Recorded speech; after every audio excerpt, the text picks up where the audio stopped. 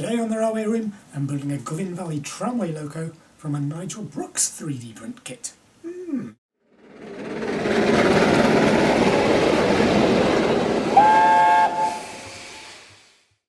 Hello friends, welcome to the Railway Room. So today I'm going to be building a 3D print of a Glyn Valley Tramway loco built by Bayer Peacock. This one's obviously not going to be built by Bayer Peacock, it's going to be built by me, but you know. Okay, so let's have a little look at what we get inside here. So in the first bag, this is obviously the main loco, being very careful with all the parts. And I don't know how clearly you can see because it doesn't really show very well on the camera with it being the white plastic. But there is a lot of fine detail on here, loads of rivets, the doorway into the front of the smoke box there, and there's plenty of extra detail on the front there. And you can almost maybe see inside, lots of cab detail as well, it's very nice. And in here there's also the roof, which will go on there. Obviously don't want to fix that on until finished detailing the cab. What have we got in the second bag? Now this, really to me, is where this kit comes into its own. Because 3D printed kits like these, particularly on eBay and Shapeways, there are loads of them around of very, shall we say, varying quality. But generally what you get is the body, the basic thing, and then any extra detail, and it's left up to you. But this kit comes with basically all the extra bit goodies that you need, all included. So we've got some clear plastic acetate there with the windows. We've got crew members, not one, but somewhere in here. There's two, a driver and a fireman. So we've got windows to go in the front and the rear of the cab. There's two sets. Now I believe one of these sets is designed to be a shut window, and the other one is designed to be have the spectacle plate open. So that's really cool, the option there. Steam return pipes, a pair of those. So if you look very closely, there's four tiny bells. It's a toolbox, detailing parts. So you've got a shovel, various firearms, there's an axe, oil can and a bucket. And again there's two of those, so if I damage any of the bits, I've got a backup, and if I don't damage them, I can use them on different logos. So win-win. Oh, and there's another two of the steam return pipes there. Good. Not quite sure what those are. Is that a whistle? And some part of boiler fittings, I think, maybe. That'll be sand pots to go on the front. What is this? Ah, right. So Glyn. So these are nameplates. I've never seen a 3D printed kit include work nameplates and, well, we've got here work plates. We've got some two bits of brass wire to make all the extra bits of rodding and stuff that we need. So, wow, frankly, a veritable plethora of bits and pieces in this kit. I've never seen so much goodies included with the 3D printed kit before. He's really pushed the boat out with this. I'm very impressed so far. Okay, so this kit runs on one of these. The veritable Kato 109. First I just want to make sure, check the fitting of it on the inside of the so yeah, that seems like it's going to go in quite nicely. Obviously I'm going to need to pop the end gauge couplings out because we have our own 009 couplings on the loco there. First I'm just going to give the chassis a quick test. Okay, so we just bob it on the rails wherever the wheels are. There we go. And let's just have a quick whee! And it is a very smooth, quiet run of these chassis. Very nice. You can see why they're so popular. Ah, like that. That was surprisingly easy. And the other one. Bump. So, I don't know if you can see, there's little clips on each side there, so it's just a matter of pushing those out. And that pops the end gauge couplings out. We don't need those anymore. So let's just test how it fits. Bump. Is that in? Click. There we go. Heard a nice satisfying click noise. And there we go. Okay. Let's bob it down nicely on the rails. There we go. And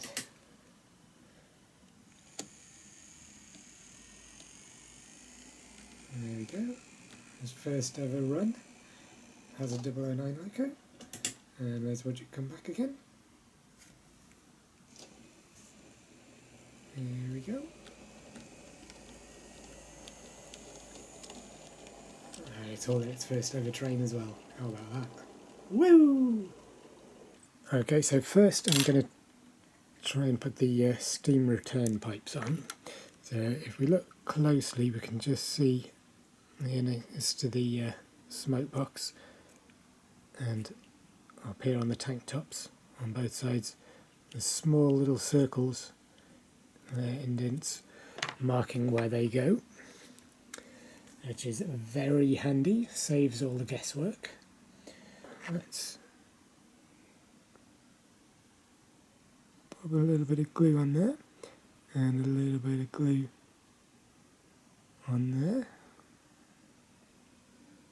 Hopefully you can see, I'm not sure if I've got quite enough glue on that anyway. And then open it in the tweezers.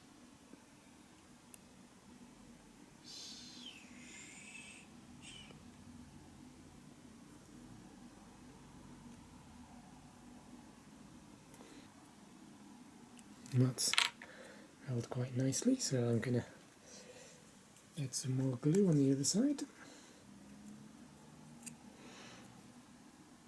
And stoop, boop.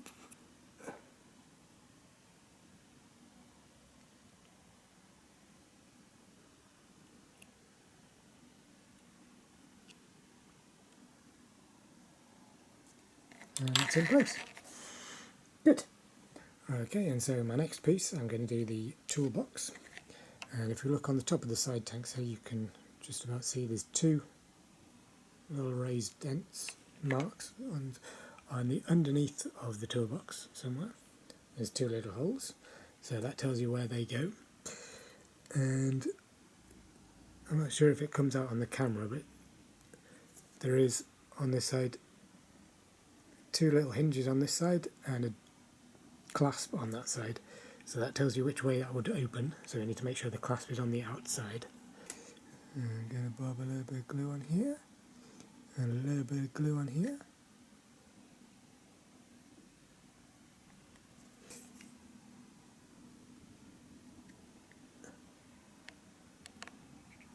Yeah, there we go. Okay, so I'm now just going to cut off one of these governors. Whoa. Whoa. On the tank front here, where there's a slight raised circle, and on the underneath of that there's a hole, so we can see exactly where that's going to go. And by a similar token on the front here, there's two raised bumps, which is where these sandboxes are going to go. The sandboxes are optional, so if you didn't want to use them, you could just file off these bumps. Just want to make sure it doesn't come gushing out. There we go. Lovely jubbly. Job's a good one.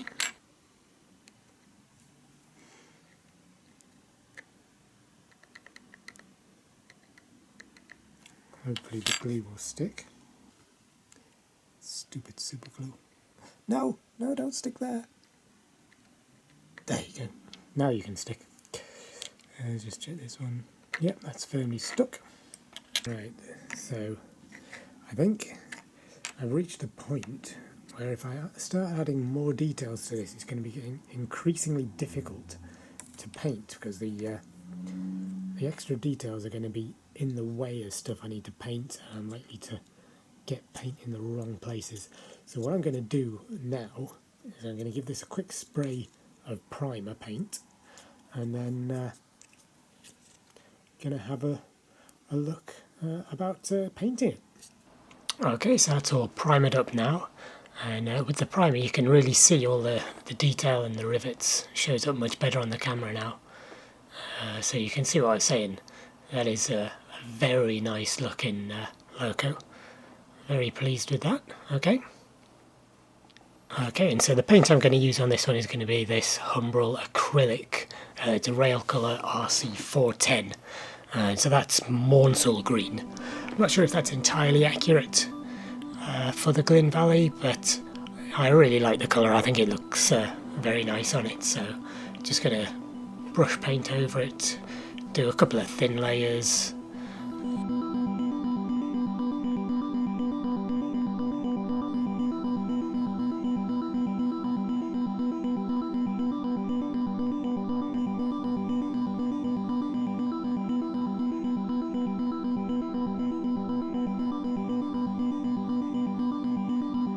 So it doesn't look very good after the first coat.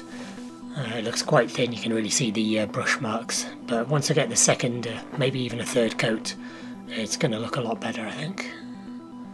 So here we go with the second coat.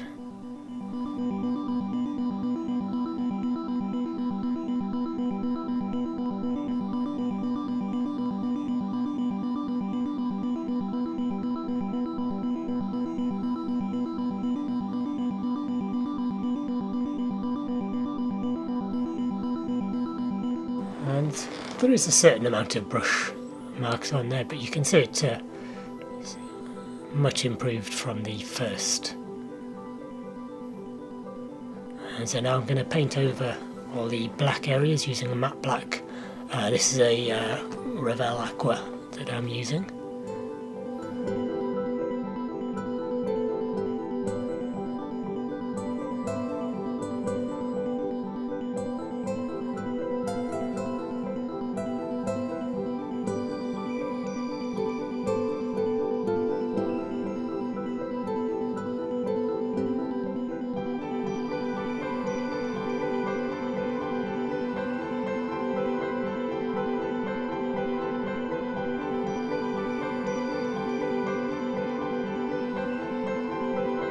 Okay, so that's most of the black done now. The black's dried nicely now. I'm just going to do the black around the bottom of the tram skirts. And I want a nice clean line there, so I'm going to use masking tape for that.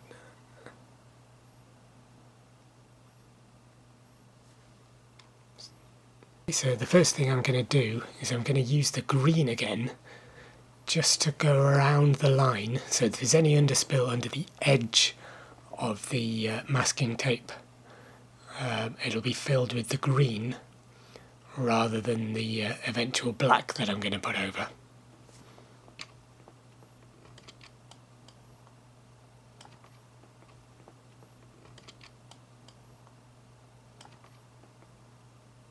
So it's something like that, and now I go with the black around the bottom.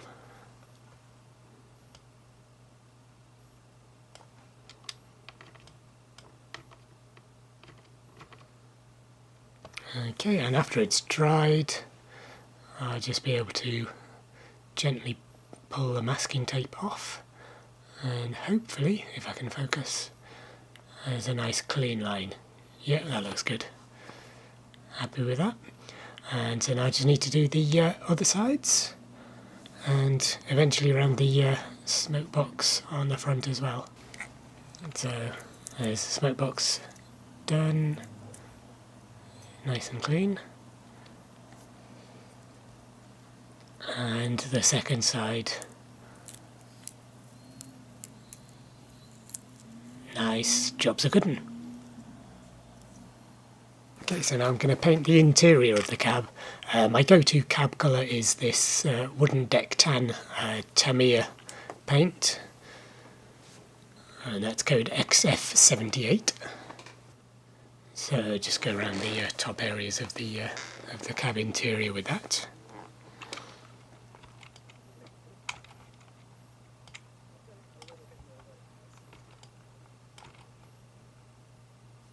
So I've done a little bit more work on this that was going to be difficult to film while I was doing it.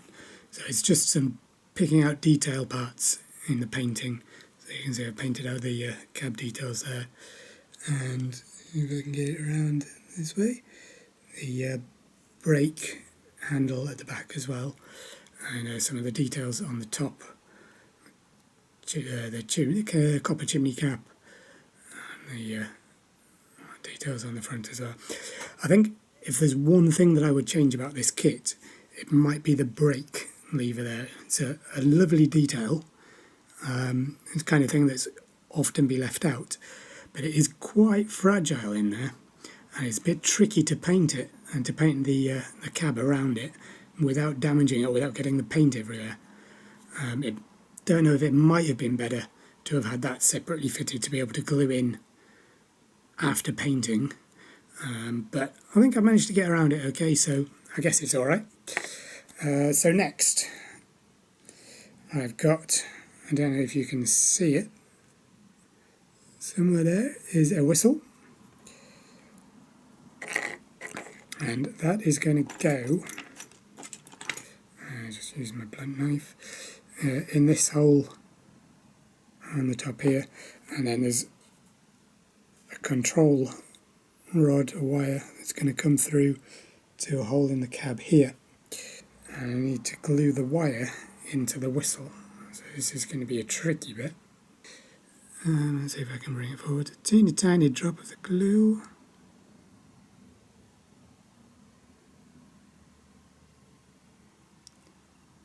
Maybe a bit more than none.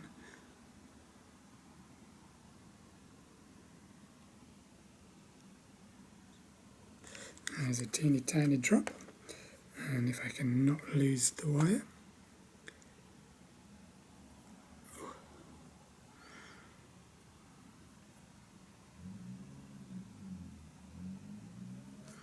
And got that into the hole there. So I'll just let that set for a little while. Just going to bob a little bit of glue onto the bottom. So I'm going to feed it in.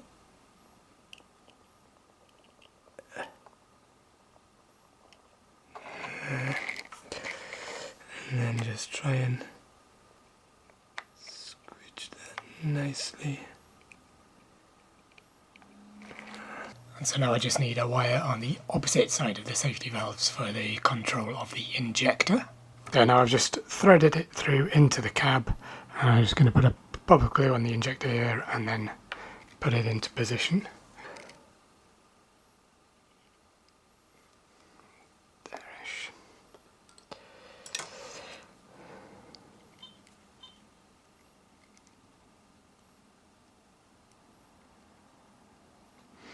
Something like that.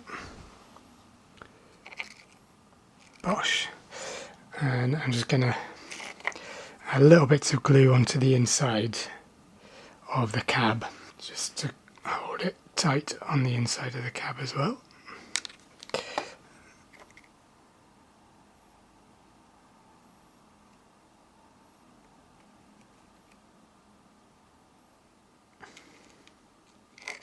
So the next two, they're going to be for the sanders. So one is going to connect from this side to here, and the other one from this side is going to come down to this one.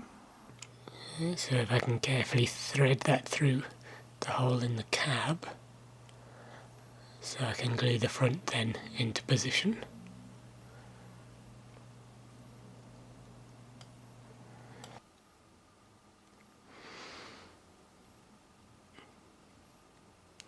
Might need to touch up the painting after the glue's dried, but that's okay.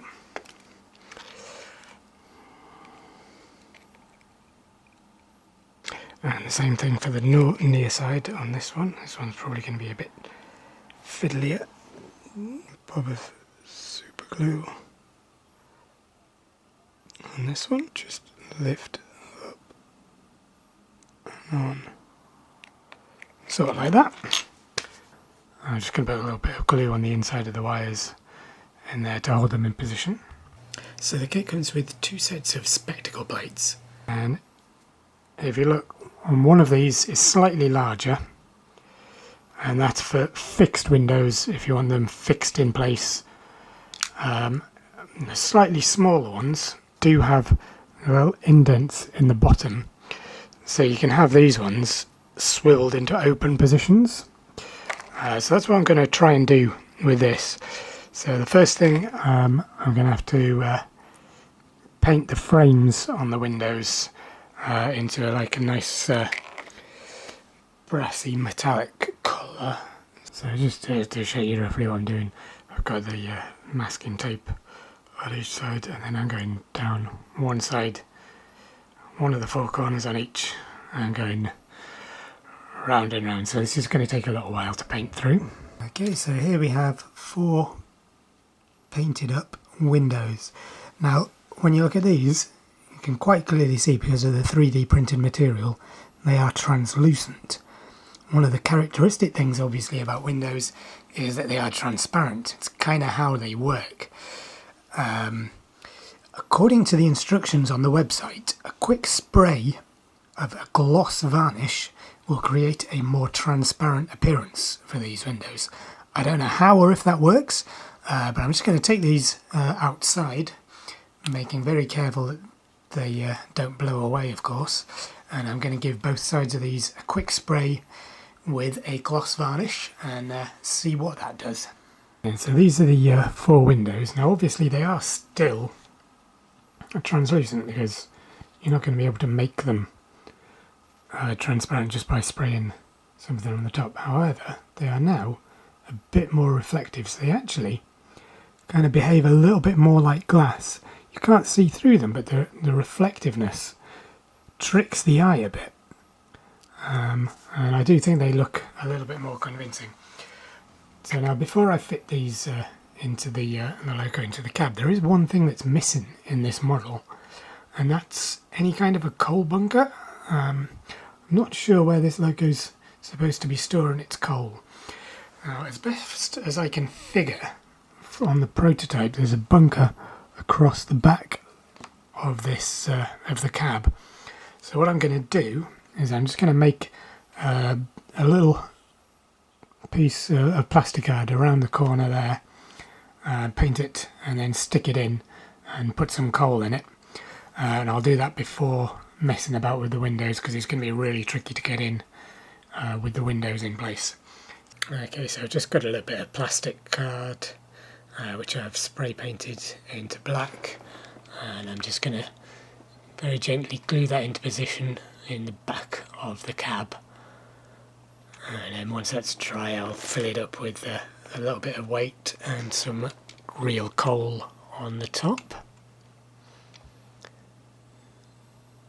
So yeah, into position, something like that, and fill it up with I've got some real Welsh steam coal I'm going to put in.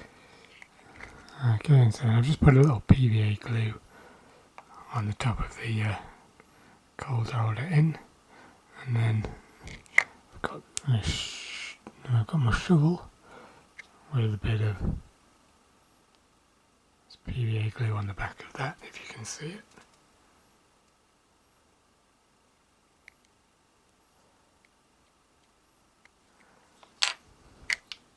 So I just put that resting on the top.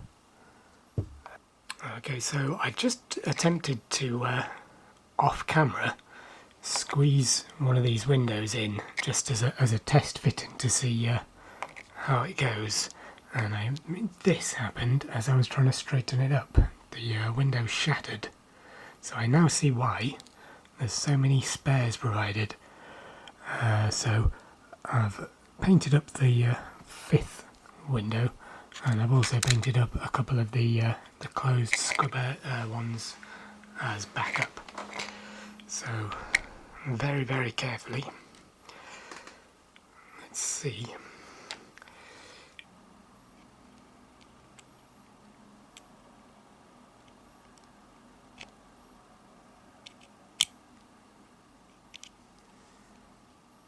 So it's something like that. I found it easier to squeeze them in upright between my thumbnails. Unfortunately, it was very difficult to get them in and see what I was doing and film it as well, so I put the other three in off camera. But I did manage to get all four of the open spectacle plates remaining into position. Here's the crew, so I've painted those up already. So I'm just going to pop a bit of glue on the bottom of the feet and then slip him in. So he goes something like that, so you can see he's got his hands on the controls. Just leaning out like that. And then the other is going to come in this side. Ooh. So the other one comes in like that. And now the roof, I just quickly painted out in black. I could glue this into position, but I think for ease of being able to get back into the cab, this actually just snaps into place. So I can just put it down, and it doesn't actually need to be glued, which is a rather nice feature. Next will be to fit the bell, and that's going on the cab, so that little knob there. So I'm just going to pop a little bit of glue on there.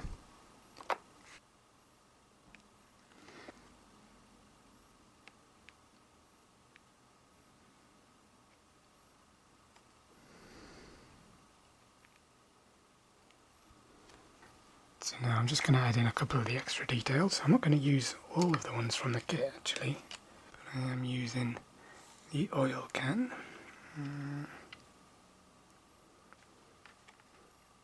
Which I'm going to pop over here.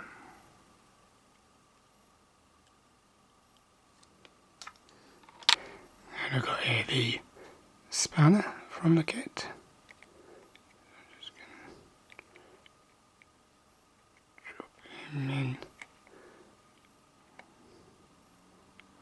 In there somewhere,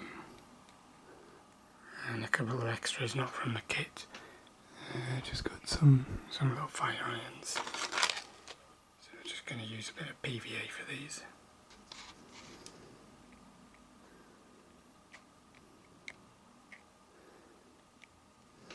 So as I said, this kit does include 3D printed name and works plates, which is a really nice feature. This version of the kit that I've got only includes Glyn, but the newer versions do include plates for the other locos as well, which is very good if you want to have more than one of these. So I'm just going to try and paint these now. I'm using some Tamiya red, so I'm going to paint them over red and then hopefully effectively dry brush bronze over the raised sections. At least that's the plan. So let's see what happens.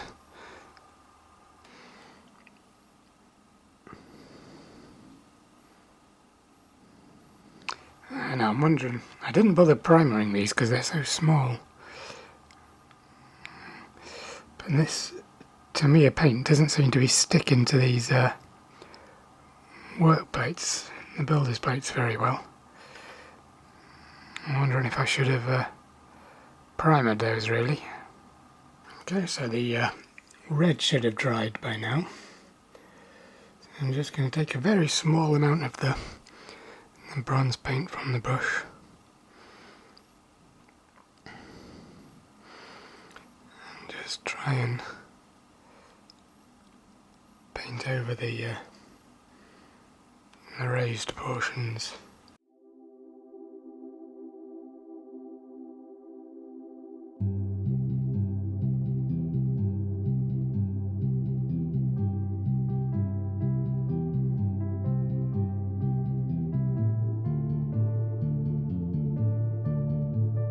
Okay, so what I'll do is I will let those dry, and then I'll go back in and have a touch up of the red and just kind of keep doing little bits of touching up and see how good I can get them. Okay, so pretty much there now. One thing that I have done is these control rods, the wires on the top, I've just painted those over because they're looking a little bit too shiny for my tastes. And then I just need to add the nameplates and work plates, and it's pretty much there. So I'm just going to use a little PVA glue.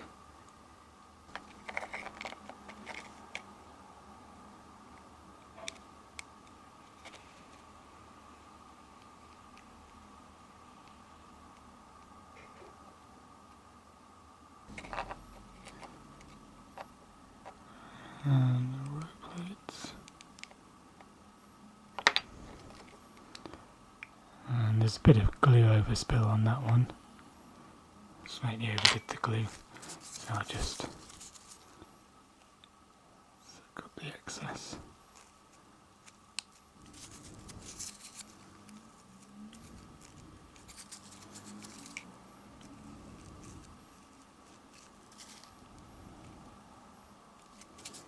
Okay, so we're almost ready, finished now. Just the last thing to do is in this space on the inside here, inside the tanks, bottom of the boiler there, just going to glue some weight. So I've got here some weight pellets. So I'm just going to bob some glue down the bottom and then stick some of these in, and that should just give us enough weight to be going nicely. Okay, so you can see I just glued in a bunch of weight into the bottom, so we're all good to go. Snap the chassis in, being very careful with the details,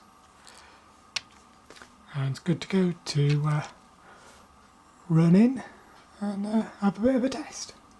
Okay, so there we have it. That is my Brooks 3D Glyn Valley Tramway Loco, all completed now and ready to enter traffic. Now, I could add a little weathering to this, but I'm actually modelling a preserved railway, so my locos are going to be turned out pristine every day, so I'm going to leave it looking nice and fresh like this. So I'm not super happy with the quality of the painting on the nameplates and the work plates there, so I might have another go at touching those up, see if I can get them a bit better. I might just replace them with brass plates from light railway stores. Now, not long after this kit was released, Fordies actually released their own version, a 3D printed kit for the same loco, which actually includes slightly more fine detail in the kit, including extra cab detail. There's a reversing lever in there, you've got the bunker in the cab, which I had to add separately. So that is another option if you're looking to build a model of one of these. However, it is worth noting that the 4Ds version costs about 2.5 times as much as the Brooks 3D kit. So you'll be able to buy the Brooks kit and the chassis for less than the price of the 4Ds kit on its own, and then you have to buy the chassis on top of that as well. Personally, as a rather budget-conscious modeler, shall we say, the Brooks 3D kit is really very good indeed. It's got lots of detailing compared to other kits that are around, and I'm very, very happy with it. And yes, sure, maybe the 4Ds kit is better. Is it worth the extra money? That's really a matter for the individual to decide. But I can't help but give this anything but my very highest recommendation. For the money, it's absolutely worth it. I'm very pleased with this. We'll definitely be ordering more Brooks 3D kits in the future. So, thanks for watching. Hope you've enjoyed the video. If you did, why not give a like, comment, subscribe, whatever. Just if you feel like it. No pressure or anything. It's all good.